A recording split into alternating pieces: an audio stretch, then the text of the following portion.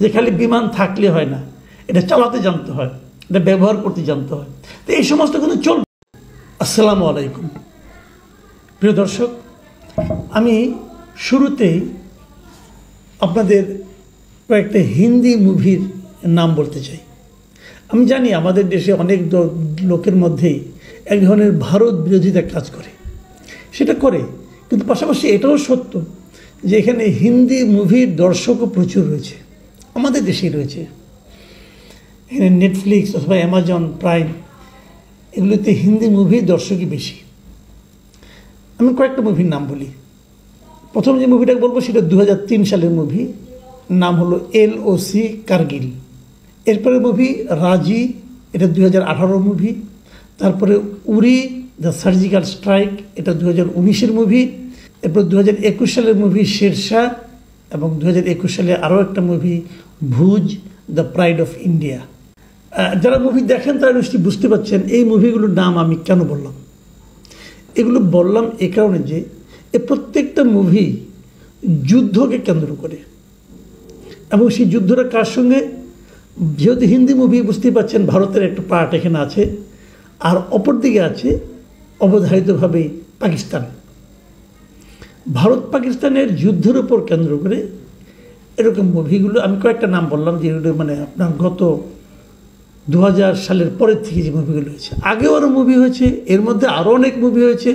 তো মোটামুটি আলোচিত আমি কয়েকটা নাম বললাম, এই মুভিগুলো মোটামুটি পরিচিত। এবং এই প্রত্যেকটা মুভি যদি আপনারা দেখে থাকেন, তবে যে কটাই দেখে থাকেন না কেন, প্রত্যেকটাতেই দেখবেন যে ভারতীয় সৈন্যদের কি বীরত্বপূর্ণ ঘটনা এবং তাদের যে জয় জয়কার, তারা কিভাবে অসাধ্য সাধন করছে একজন দুজন লোক মিলে, এই প্রত্যেকটা মুভিতে সেই বিষয়গুলোকে তুলে আনা হয়েছে। দেশপ্রেম জাগ্রত করা হয়েছে এবং বোঝানো হয়েছে যে ভারতীয় সৈন্যরা কত অপরাজেয় এবং কিভাবে তারা মানে বিদেশের, বিশেষ করে পাকিস্তানের মাটিতে ঢুকে তাদেরকে অ্যাটাক করে চলে আসে এবং বিজয়ী হয়। সবগুলোতে তাদের এই বীরত্ব গাথাই কিন্তু দেখানো হয়েছে। কিন্তু বাস্তবিক আসলে তাই। এই প্রশ্নটা এখন আমি করলাম এই কারণে যে আজকে যখন এই মানে এইটা ভিডিওটা আমি করছি, তখন আপনারা সবাই জানেন যে ভারত পাকিস্তানে কিন্তু যুদ্ধ বেসিক্যালি শুরু হয়েছে। এই যুদ্ধ কতটুকু ভয়াবহ রূপ ধারণ করবে, শেষ পর্যন্ত এই যুদ্ধে কে জিতবে কে হারবে, এগুলো বলা বড় কঠিন। তার চেয়ে বড় কথা, এখনকার যুদ্ধ তো আর আগের মতো হয় না। আগে যেমন যুদ্ধ হতো, দুই দল ঘোড়া নিয়ে সৈন্য সামন্ত নিয়ে হাজির হতো, হয়ে যে যুদ্ধে হারতো তার রাজ্য যেত, জীবন যেত, অনেক কিছু হতো। এখন কিন্তু সেভাবে যুদ্ধ হয় না। এখন যুদ্ধের স্টাইল অনেক পাল্টে গেছে। কাজেই এই যুদ্ধের জয় পরাজয় আপনি কখনোই জানতে পারবেন না। ভারত তার মিডিয়াতে সবসময় বলে বেড়াবে তারা এই যুদ্ধে জয়লাভ করেছে। যখন পাকিস্তান ভাষ্য শুনবেন, পাকিস্তানের অনেক মিডিয়া আছে, তাদের মিডিয়াগুলো সবসময় বলে বেড়াবে যে পাকিস্তানের এই যুদ্ধে জয় হয়েছে। আমি যে যুদ্ধগুলোর নাম বললাম, যেমন LOC কার্গিল, এই যুদ্ধটা কিন্তু 1999 সালে কার্গিল যুদ্ধের পটভূমিতে তৈরি করা হয়েছে, এবং সেই যুদ্ধে ভারত বলছে তারা জিতেছে, এবং পাকিস্তান কিন্তু কখনোই স্বীকার করে না তারা এই যুদ্ধে হেরেছে। তো এরকম প্রত্যেকটা, উরি দ্য সার্জিক্যাল স্ট্রাইক যে মুভিটা হয়েছে 1919 সালে, এটা 2016 সালের একটা ঘটনাকে উরি হামলার প্রতিশোধ হিসাবে ভারতীয় সেনাবাহিনী সার্জিক্যাল স্ট্রাইক নিয়ে এই মুভিটা হয়। কিন্তু তো সেখানে ভারত বলে অনেক তারা বিশালভাবে বিজয়ী হয়েছে, আর পাকিস্তান কিন্তু অন্য কথা বলে। তারা বলে ভারত এসে সার্জিক্যাল স্ট্রাইকে কয়েকটা গাছপালা ছাড়া নাকি আর কোনো কিছু ভাঙে নাই, আর কিছু নষ্ট হয় নাই। কাজে এর রেজাল্ট আপনি কখনই পাবেন না, এটা পৃথিবীর কেউই পায় না। এখন যে যুদ্ধ চলছে রাশিয়া এবং ইউক্রেনের, ওখানেও আপনি যোগাযোগ করে দেখেন ইউক্রেন কিন্তু কখনো স্বীকার করবে না তারা যুদ্ধে হারছে কিংবা জিতছে, এটাই নিয়ম। কিন্তু যুদ্ধে ক্ষতিগ্রস্ত হয় কারা? যুদ্ধে ক্ষতিগ্রস্ত হয় সাধারণ মানুষ, এদেশের মানুষ, ও দেশের মানুষ, এবং আশেপাশের দেশের মানুষ। আমরা বাংলাদেশ, আমরাও একটা দেশের আশেপাশে আছি। আমাদের কিন্তু এই যুদ্ধে, ভারত পাকিস্তানের যুদ্ধের ফলাফল কিন্তু এর প্রভাব আমাদের উপর পড়বে, এবং বলাই বাহুল্য যুদ্ধের ইতিবাচক ফলাফল কোনো দেশের উপরেই পড়ে না। যারা যুদ্ধে জয়লাভ করে তাদের উপরেও কিন্তু এই যুদ্ধের ফলাফল নেতিবাচক হয়।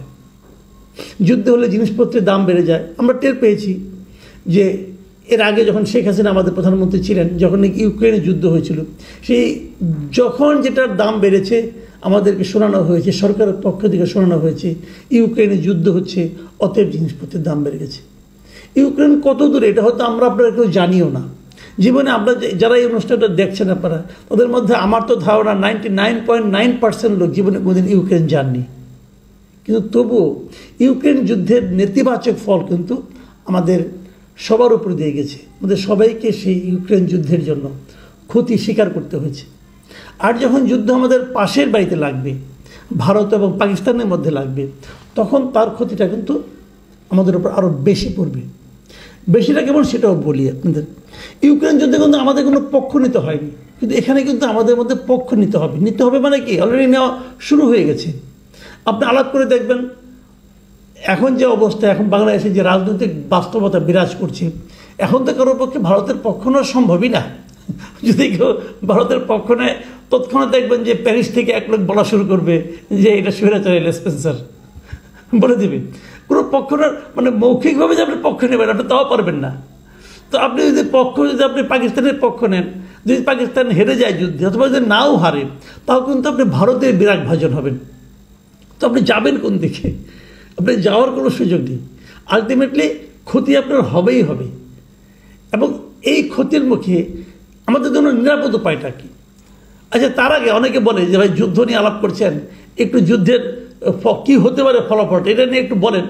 হ্যাঁ, আমি একটা ছোট্ট একটা হিসাব দিই। ফলাফল আমি জানি না কী হবে, এটা পৃথিবীর কোনো জ্যোতিষী বলতে পারবে না। যদি জ্যোতিষরা বলতেই পারতো, তাহলে সবাই যুদ্ধ শুরুর আগে জ্যোতিষের শরণাপন্ন হতো। যদি দেখতো যে হেরে যাবে, তাহলে তো যুদ্ধে তারা অংশই নিত না। আমি আপনাদের একটা হিসেব দিই যে কোন দেশের কি আছে। যেমন ধরেন আমি আপনার চারটা মানে প্যারামিটার নিয়ে আলোচনা করি। এক হলো সক্রিয় সৈন্য, মানে অ্যাক্টিভ ফোর্স আর কি। ভারত বড় দেশ, ভারতের অ্যাক্টিভ ফোর্স আছে প্রায় 14.5 লাখের মতো। সেখানে পাকিস্তানে আছে 6.5 লাখের মতো। তার মানে সৈন্যের দিক দিয়ে ভারত বেশি। ট্যাঙ্ক আছে, ভারতের ট্যাঙ্ক আছে 4,700, আর পাকিস্তানের ট্যাঙ্ক আছে 3,700, মানে 1,000 ট্যাঙ্ক পাকিস্তানের কম আছে। ফাইটার জেট আছে ভারতের 570, আর পাকিস্তানের আছে 350। সেক্ষেত্রে পুরো 220টা ফাইটার জেট কিন্তু পাকিস্তানের কম আছে। সবচেয়ে ভয়ঙ্কর যে তথ্যটা সেটা হলো পরমাণু অস্ত্র। এই দুটো দেশেরই পারমাণবিক অস্ত্র আছে, এবং এই পারমাণবিক অস্ত্রের সংখ্যা কিন্তু আবার ভারতের চেয়ে পাকিস্তানের বেশি। ধারণা করা হয় ভারতের কাছে পারমাণবিক অস্ত্র আছে 160 থেকে 170টা, আর পাকিস্তানের কাছে আছে 165 থেকে 175টা। এখন এই 175টা পারমাণবিক অস্ত্র কিন্তু মারার দরকার নেই।